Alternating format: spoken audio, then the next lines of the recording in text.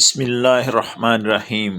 باب نمبر 39، اپنے دین کی خاطر گناہوں سے الگ ہو جانے والے کی فضیلت۔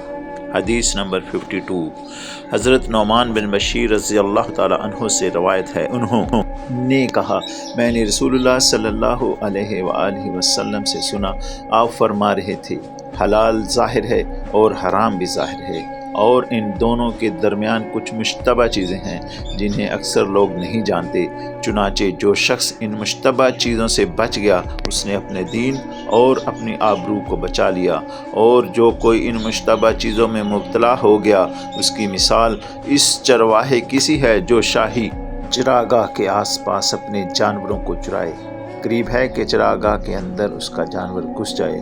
آگاہ رہو کہ ہر بادشاہ کی ایک چراگاہ ہوتی ہے، خبردار اللہ کی چراگاہ اس کی زمین میں حرام کردہ چیزیں ہیں۔ سن لو، بدن میں ایک ٹکڑا گوشت کا ہے، جب وہ سنور جاتا ہے تو سارا بدن سنور جاتا ہے، اور جب وہ بگڑ جاتا ہے تو سارا بدن خراب ہو جاتا ہے۔ آگاہ رہو، وہ ٹکڑا دل ہے۔